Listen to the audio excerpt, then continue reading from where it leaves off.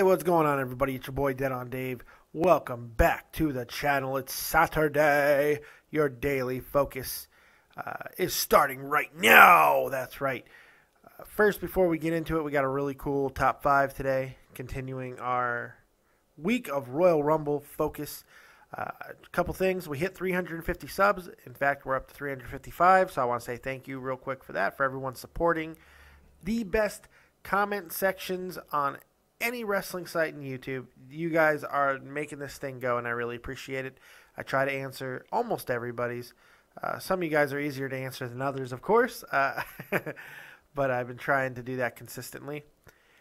Also, would like to make sure people are checking out deadondave.spreadshirt.com for all the new merchandise and Dead on Dave t-shirts and coffee mugs and stuff that the great Isaac Rojas has been creating for me. They're fantastic. I mean, I really, really love them.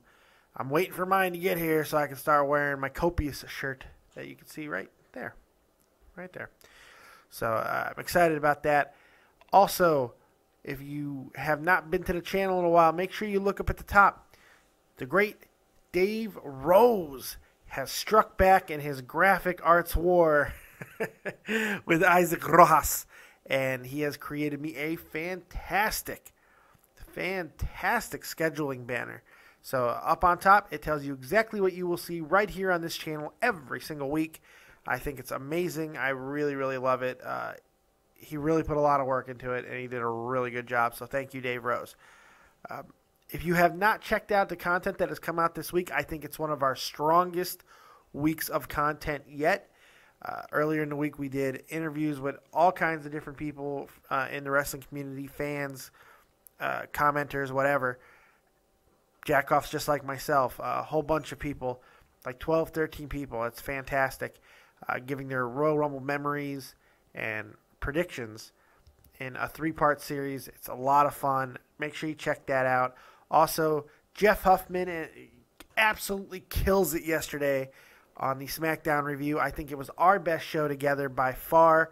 Hysterical, very funny, and of course I may or may not have said some things that I would let, Roman Reigns do things to me. We won't talk about that though. And then of course we will end tomorrow with another great viewer questions Sunday. If you have any more questions, you can go ahead and leave them in this comment section, and I'll answer them tomorrow. Or you can go back to last week's viewer questions video and leave the comment there, and I will make sure that I will answer those questions. Royal Rumble questions are sought after, so anything. If we're really trying to do a lot of Royal Rumble stuff, so if you have anything, make sure you check it out. Also, Creators Corner this week, Saulo Medico. Great friggin' graphic artist. We had a really cool interview, albeit very short, but still very cool, very insightful, a lot of fun. Make sure you check that out and share it and all that good stuff. All right. So now we got all that out of the way. Let's get to your top 5. And Dave, what top 5 are you going to do today? Real simple, Dave. Shut your mouth. Shut your mouth, jabroni. And you listen to The Rock. You listen to the great one. We're doing top 5 surprise Royal Rumble entries of all time. And these are my favorites. As always, we have an honorable mentions category because that's what I do. And we'll start there. And usually I don't give Big Show a lot of love, but he kicks off my honorable mentions category. What is my wife doing? What are you doing? What are you doing? Why was that look? What was that look?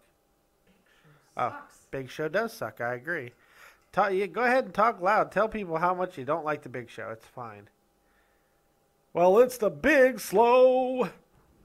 Yeah, the Big Show sucks, and I don't give him a lot of love, but I will say that his surprise entrant into the 2001 Royal Rumble is something definitely worth mentioning, if only for the story. He only lasted like a minute in the Rumble, but it was really cool. When he came over to the WWE, he had a little run, and then he signed a ridiculous 10-year contract with the WWE. It was very publicized and highly scrutinized. And apparently, the first thing he did with that guaranteed money is went to a fucking buffet because he gained so much weight, it was retarded. I mean, Jesus. This guy cannot handle money, apparently. I don't know, because he's just like, I'm going to eat it all.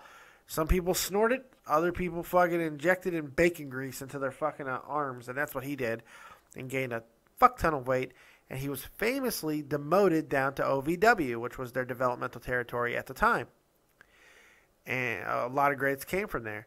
And he did some time down there.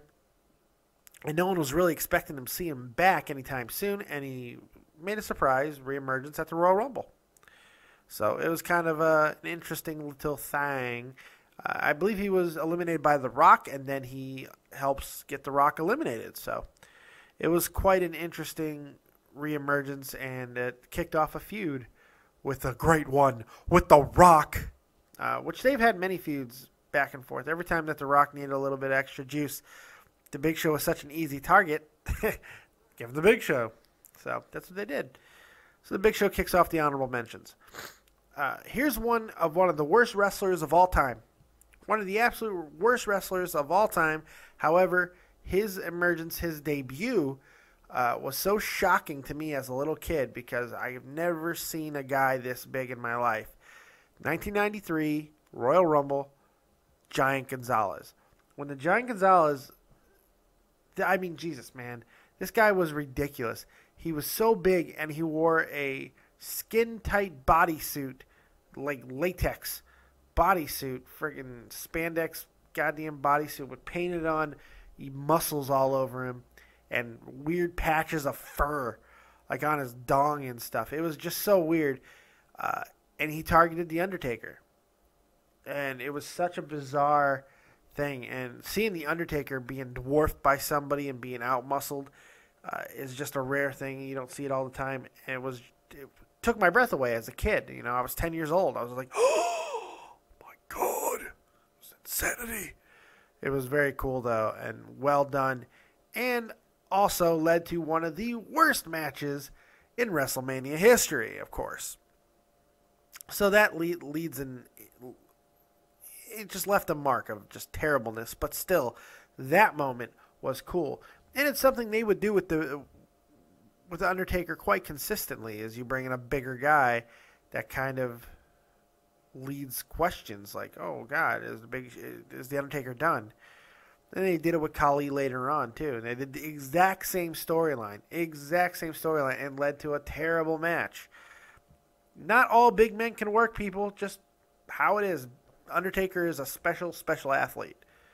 So, Giant Gonzalez, he's in there in the honorable mention. Goldust, 2013. His reemergence was awesome, and it led to this incredible run that we've now seen him on with WWE for, the last couple of years now.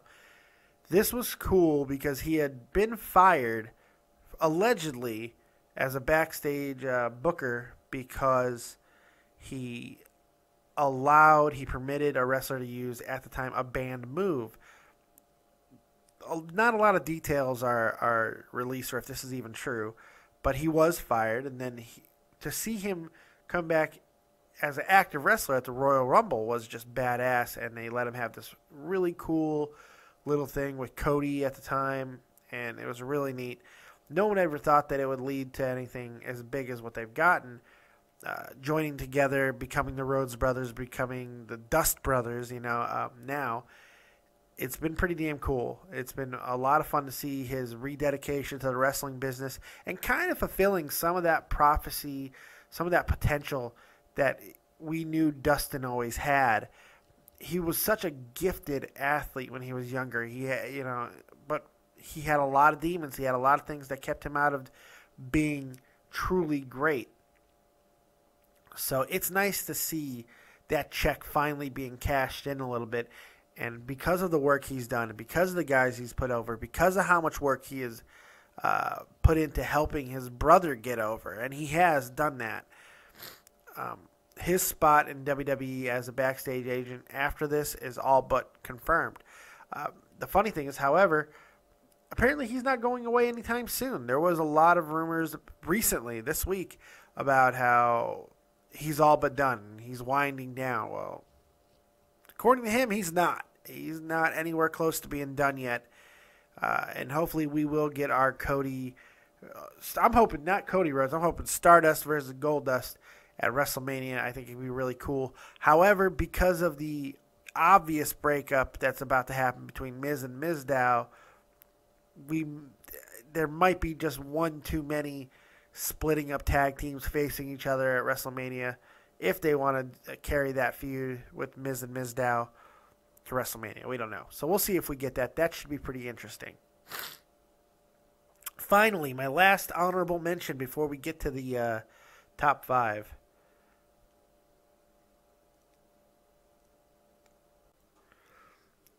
And I'd like to apologize right now because I notice how nasally I am right now. So I'd like to apologize for that, but I'm going to fight through it because I'm a soldier. And the final honorable mention, as I was saying, is, and this one's a little bit more difficult because of the fact that I would have put it in the top 5. However, unlike everybody else, this was an advertised entrant, kind of. And of course, this was 1998, all 3 faces of Foley. Now, we knew Mick was going to be in the Royal Rumble as Cactus Jack, and he was. He was in there.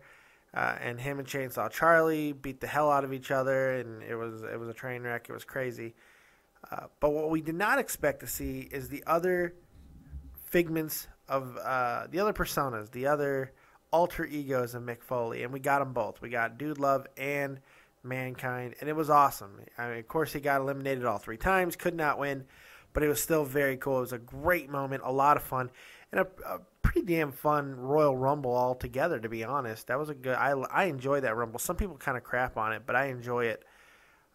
And Mick Foley was a big reason as to why. I've always been a Mick Foley fan, so to see all 3 in the same Rumble was just a really cool, unique little idea. So I would have loved to put him in there, but because he was an advertised wrestler, at least one of his personas, it really was and was not a surprise. So you tell me what you think about that one.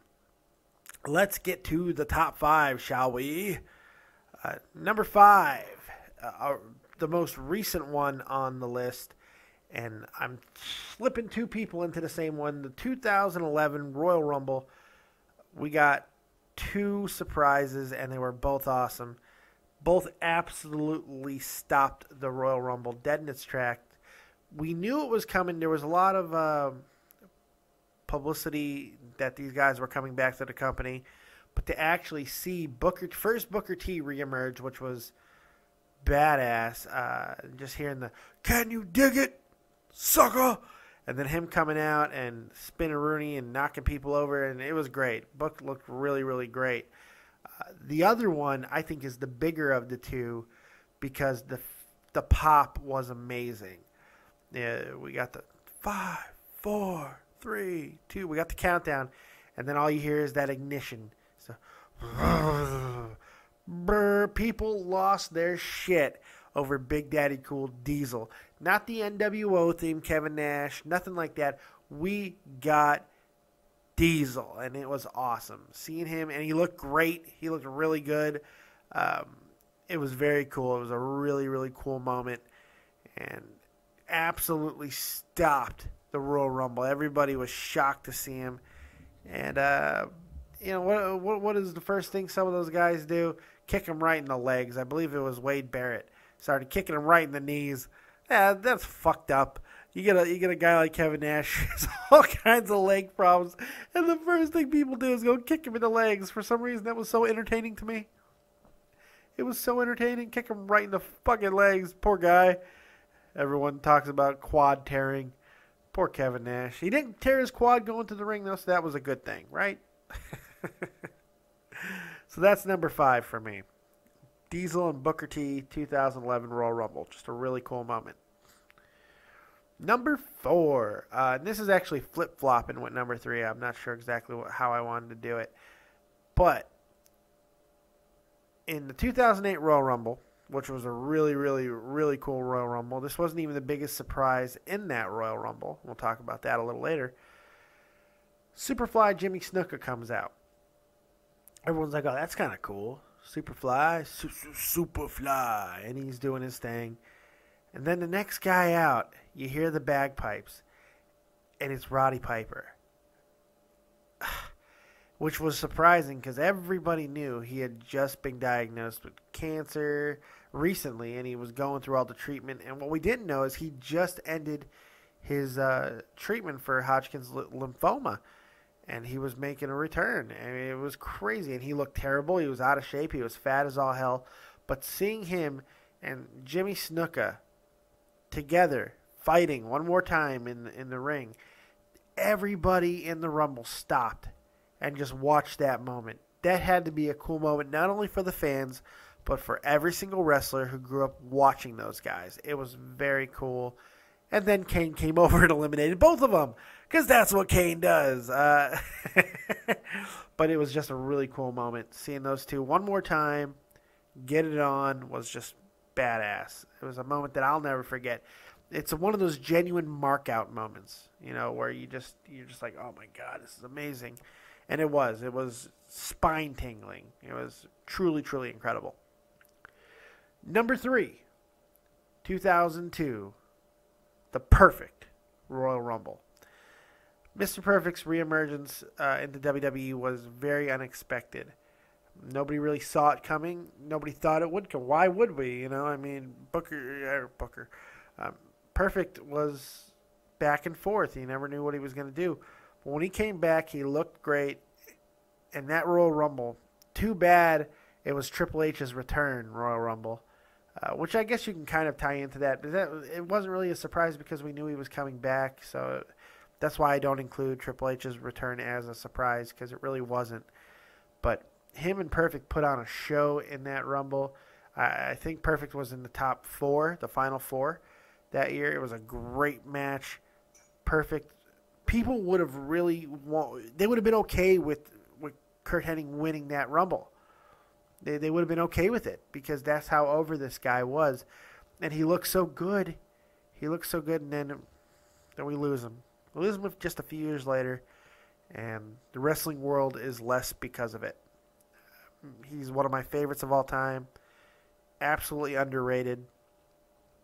One of the greatest in-ring performers ever. God, this cold is kicking my fucking face in right now. Ah. But that's one of my favorite moments. And I would actually, for me, I might even put it a little bit higher. Maybe I should have, but because the next two is going to draw a little bit of controversy, especially because of one of them. And we're going to go ahead and talk about him now, because for most people, this is number 1. And for me, I'm not going to give it number 1. I'm going to give it number 2. That's John Cena, 2008. This one was a little special for me, and I'm sure you guys have heard me talk about it earlier in the week. I had seen John Cena in 2007 when I was in Iraq. He was part of the Tribute to the Troops tour, even though he was hurt. His arm was in a sling. I shook his hand. He felt legitimately hurt to me. And when I got medevaced and sent back home, the last thing I'd expect when watching the Royal Rumble, which was one of the only things that made me feel better at that time, by the way. It really helped me get through the early stages of pain that I was in. When John Cena came out, I was floored, because I had just seen him 60 days prior, and I did not think he was ready to return, but he did, and it was an incredible moment. Another one of those Rumble stopping moments, where, especially with Triple H, who just looked dumbfounded. It was awesome. It was such a cool thing. And him, Hunter, and Batista, I want to say, were the final 3 that year. And it was a cool, ending. Triple H almost getting the victory, and then John Cena throwing his ass over the top rope and winning the Rumble, to the chagrin of some people, but I think most people were also enthralled by a genuine surprise. And that's why I put it on this list, because it really was 100% shocking. Nobody knew this was coming, and it was just very cool. It was a very cool moment that, especially in the career of John Cena, you don't get a lot of them, because it's John Cena. We're so used to seeing him, and it's always the same. John Cena. Well, this was special. And we knew it when it happened. Number 1, 2010, the rated R superstar, Edge. Edge returned. My God. Edge suffered one of the most gruesome injuries anyone had ever seen. When he tore his Achilles basically off his fucking body, it was insane. The biggest knock on Edge, now he is obviously worthy of all the accolades he has gotten. He is worthy of the Hall of Fame. He is worthy to be known as one of the top 15, 10 greatest wrestlers of all time. But one of the biggest knocks on him is he is injury prone. And that was the storyline they decided to build up, because at the time he and Chris Jericho were forming a tag team when he got hurt, and kind of ended it. And Jericho went on a rampage about talking about how Edge is so flimsy, he's always getting hurt and all this stuff. Jericho was in the Rumble, and then when that music hit, Jericho was stunned, and then he got speared. Edge would go on to actually win the Rumble. And one of the coolest moments in that match was Shawn Michaels, who was fighting for redemption, was fighting for an opportunity to continue his quest to beat the crap out of the, I want to say, he was either fighting, he wanted either a title opportunity or he was going after the Undertaker. I think he was going after the Undertaker is what it was. And Edge eliminated him. And it was just a really cool moment. I believe that's the spot I'm thinking of. That was very, very cool. Yeah, in fact, I'm sure of it now. Yeah, it was. Shawn fought so hard to stay in that match. So hard because he wanted to go after The Undertaker, who was the champion at the time, to take on, because he had lost at the previous WrestleMania. Edge eliminated him, and I just remember this heartbreaking moment where Shawn's trying to catch the rope, and he doesn't, and he falls, and it was so dejected. It was terrible. Of course, Shawn, being Shawn, found a way to get his match by costing The Undertaker the title at the Elimination Chamber, where Shawn popped out of the cage. That was pretty cool. And I believe giving the title to Jericho in the process, I believe, which was funny because they weren't far removed from their feud, so that was very interesting as well. But Edge had such an impact on that Rumble. God, as good as Edge was, what if he wouldn't have got hurt? What if he wouldn't constantly have gotten hurt? I mean, why was this man so damn brittle? Maybe it was all the TLC stuff. Who knows? But it's just incredible, the career that he had despite all the injuries. And one of his best moments, and one of my favorite, is number one on my list, and that is Edge's reemergence at that year's 2010 Royal Rumble. It was awesome. Absolutely awesome. So you like this list? You don't like this list? Let me know. What are your top fives? What are your honorable mentions? What did I miss? What did I get wrong? What did I do right? Let's try that. That's always fun. Comment, as always, right below. And we will see you tomorrow right here on your Daily Focus as we do your viewer questions and the final build-up to tomorrow's unbelievable, hopefully, Royal Rumble. Are you guys excited? Fuck knows I am. I'm real excited about it. Can't wait. Once again, thank you guys. 355 subs. You are rock stars. So check out everything that's going on the channel. Check out all my buddies. Dave Rose. I believe he still did the Dark Show last night. I'm not sure. If he did, make sure you check that out. Joe Cronin putting out videos, trying to keep up with me. Trying to be a thoroughbred like me. Cronin, let's go, buddy. No, he's going to kick my ass. I love that, man. Tommy C, Shot from the Point stuff. Make sure you're checking all that out. Fun, fun, fun in the sun. And, of course, my co-host right here every week, the SmackDown review, Jeff the Huffman, Grand Slam 87. If you want to see epic rage video game videos as well as cool commentary. What? Video game videos. That's correct. Video game videos. It's correct. Why are you laughing at me?